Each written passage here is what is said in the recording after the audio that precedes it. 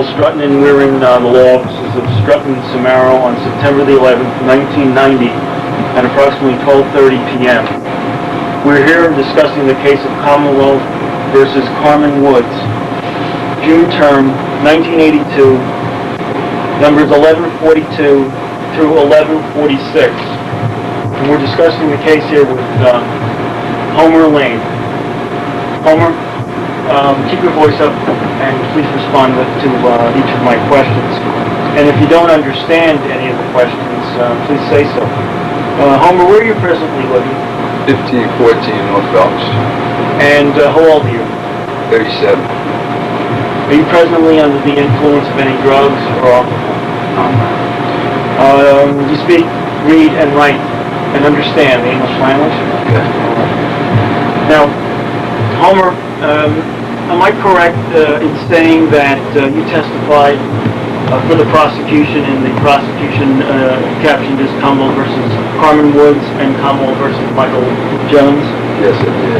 And you testified concerning an incident in which an individual by the name of Chester Laws, L-A-W-S, was killed? Yeah, I did. And do you recall exactly the substance of your testimony, or in summary form what you testified to at trial? Yeah, well, I testified that I actually witnessed him shoot the deceased. And when you say they, who are you referring to specifically? Carmen Woods. And who else? Michael Jones? No, Michael Jones is another man. Okay. Yeah. Just specifically Carmen Woods, you testified at trial that you saw Carmen shoot That's right. Chester Laws. Okay, and do you remember the date of the incident? Somewhere back in May of 82. And the approximate time? 1:30 at night, 2 o'clock, somewhere around here. Now, when you say 1:30 or 2 o'clock at night, was it dark outside? Oh, yeah. Was it actually in the morning? The early morning Yeah, hours? early morning. Okay. And where were you coming from at the time of the incident? I was at my door. Your daughter's house? My door.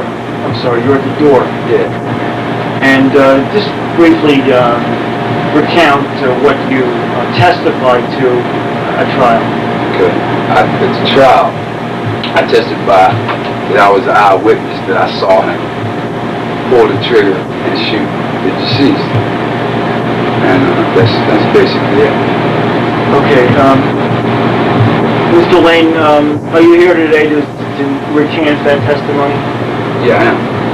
Okay, and was there a subsequent incident involving Carmen Woods? Or did you have a confrontation or some sort of encounter with Carmen Woods? Yeah, I did. And when did that happen? That was about 3 or 4 days after that incident. And just briefly, or in summary fashion, could you recount exactly what happened involving Carmen? I pulled up on the corner, Edgewood and Lansdowne. It was about, 5 or 6 males standing over there. And when I pulled up, see what's going on, whatever, started shooting at the car, so I pulled out. Now, the individual or individuals who were shooting at the car, who were they? Carmen Woods and Michael Jones. That's 2 of the people. The rest, I didn't know. And what did you do after that shooting incident? Then, I did an incident. I had to go think about it, calm my nerves down. And then I contacted a detective, right? Then they came and looked at the car, took the car to the police station, all this and that. And they dug the bullets out, right? So then they came up with the idea, wow, these look like the same kind of bullets that killed the deceased. And that was it. So then came up with the idea about maybe he killed the guy. So that's how that started. So what did you tell the police? At that time? Yes, sir. Oh, then at that time I had witnessed the killing. I had witnessed the murder. And what did you say specifically about Carmen Woods' involvement in the murder? That I saw him commit the murder. Okay. And, sir, Mr. Lane, that's not correct, isn't it? That's not correct. Are you admitting today that you lied to the police? Yes, I am. And you also, I guess, admitting that you also did not testify truthfully at the trial? Yeah. Okay. Do you know the individual or individuals who were involved in the killing of Chester Laws? No. But if I knew that, I would have, then I would have put them on trial. Why did you tell police that Carmen was involved in the murder of Chester Laws? I was pissed off that they shot in my car, for one thing. So that was one way of retaliating I did. Basically. Were there any other reasons why you mentioned? No, that was the driving force behind it. The fact that they shot it? Yeah. Pause.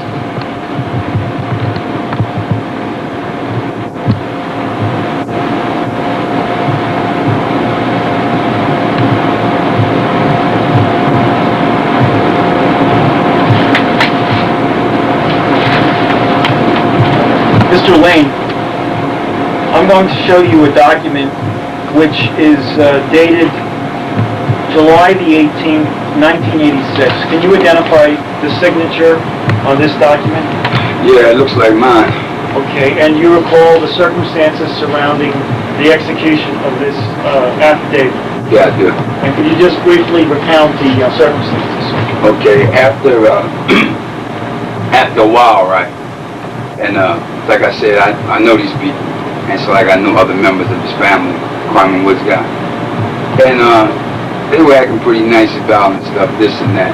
So I don't know if it's my conscience, whatever, but I didn't feel like no longer it was necessary to go along with that. So I guess I had a cleanse of conscience or something. So then I decided, through his brother, that I was going to go down to the attorney and set the record straight. But I wasn't quite sure I wanted to do it. I didn't want to do it. I wanted to do it. But I went that far, then I went to think about it again, like that. That's how it came about. And this affidavit, in summary form, states, can you just recount exactly what the affidavit states? It states that I didn't actually see him pull the trigger to kill him. When you say he, or were you referring to? Carmen Woods.